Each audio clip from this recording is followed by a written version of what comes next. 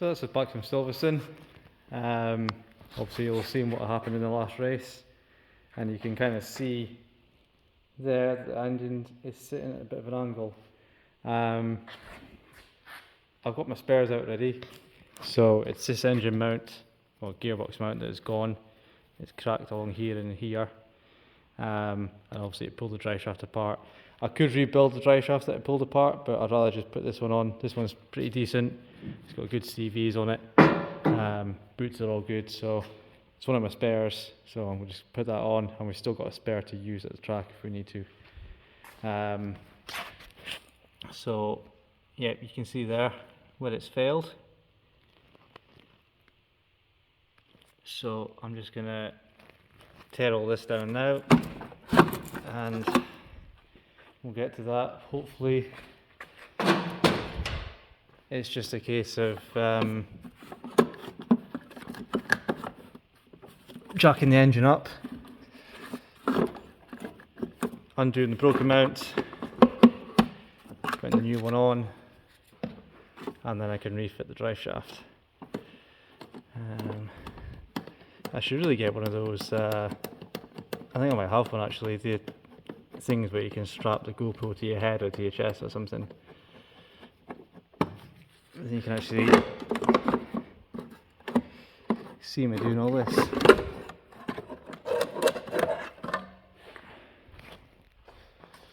I think that was some great camera work with my finger in the way then. But yeah, I need to take the airbox assembly out, and I can get to the mount. Yeah, you can see it quickly there how it's gone. We're thinking it's probably had a stress fracture from Thruxton, and it's just eventually gone. So yeah, I'll pull all this out and I'll show you what I'm doing after that. So here we are in the guts of it now. That's the old mount off, completely sheared on all 4 bolts. I can't really see any evidence of it being cracked or whatever. I don't really know what I'm looking for in terms of that. But I'm guessing, like the way it's gone round there, I'm guessing that's been cracked for a while. In fact, yeah, I would say that's been gone for maybe a little while and it's just been rocking.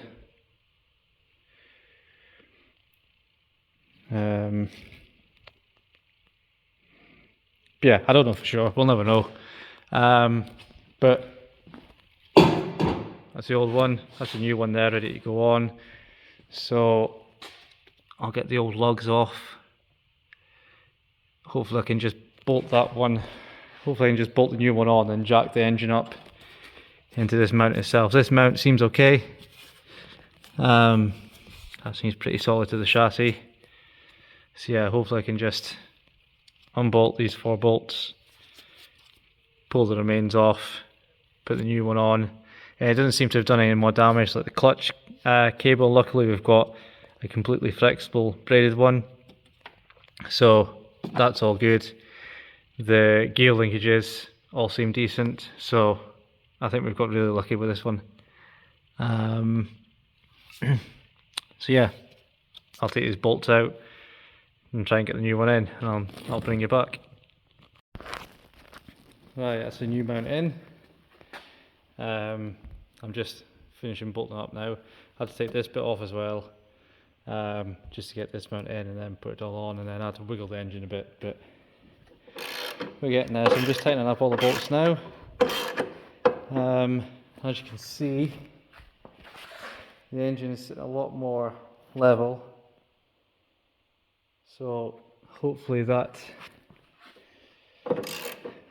should be it. Hopefully there's no other damage or anything. I can't see anything untoward anywhere else. So yeah, I'll get this all tidied up and then we'll go underneath. We'll do the drive shaft, and that'll be, well, hopefully, fingers crossed, that'll be this sorted.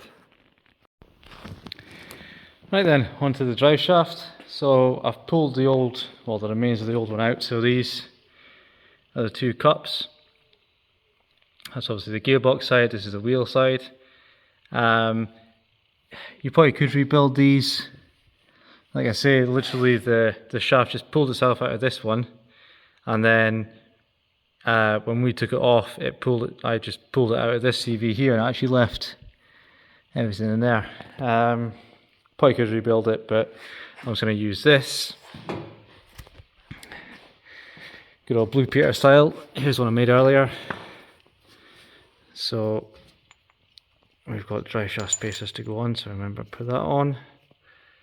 I've got the car jacked up at quite an angle.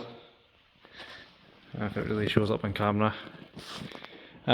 It's just so that I didn't lose any gearbox fluid. So I've got it jacked up pretty much as far as I dare on my big jack. And it's still absolutely cut. I've tried to clean up as much as I can with a couple of rags. All the CV grease in here, but it is what it is. Anyway, I've got the shocker loose, so I'll put this shaft in, and then yeah, come back to you.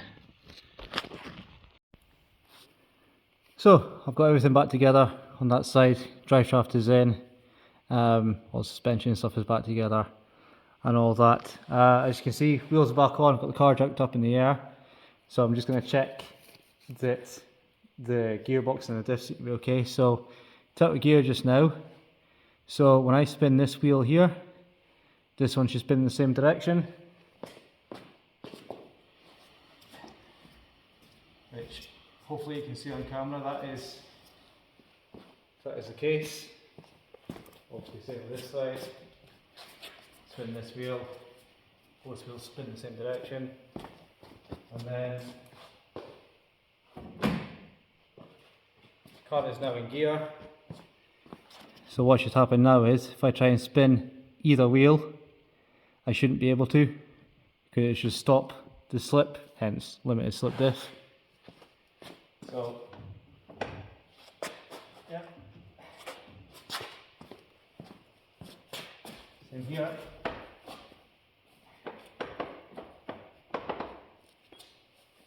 One spin. So that's exactly how it should be working. I'm now going to put everything back together, engine bay side, run the car up and just make sure everything works with the engine running, but I think it will. Yeah, so 2 minutes and I'll get it all back together. There we go, cars are back together, ready to run. What I'm going to do is I'm going to start it up in gear. And what we're looking for is obviously both the front wheels to spin at exactly the same rate with no horrible noises, hopefully. So fingers crossed. I'll do that now. You won't hear me because obviously loud noises. Loud noises! But yeah. So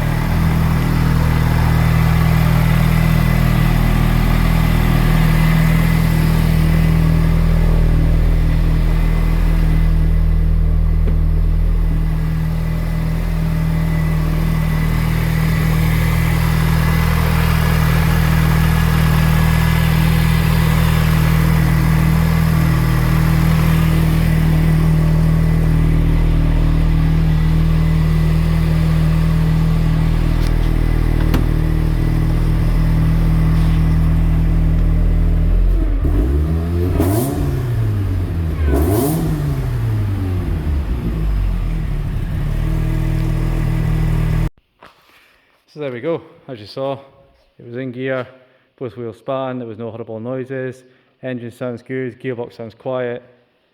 So yeah, I think we're sorted with that.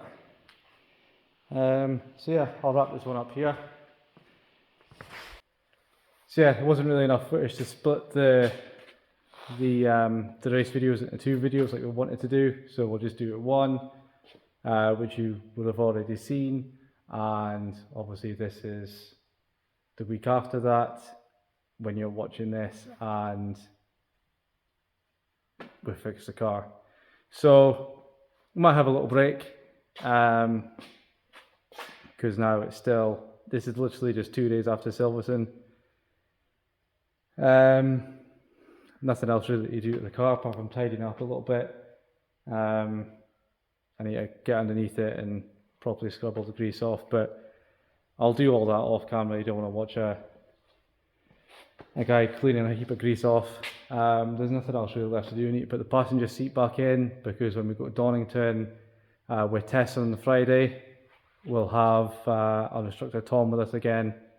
So passenger seat needs to go back in so that he can come out with us on the Friday, and hopefully get Emma some pace back. So, but that's kind of it. So yeah, you might see a little break from us, but keep an eye on the rest of our socials, Facebook, Instagram and all that, for updates, what we're doing. And yeah, might have a little surprise, little special guest after Donington as well, in the videos after that. So yeah, that's it. Like, comment, subscribe, all that stuff. Yeah, we'll see you at Donington.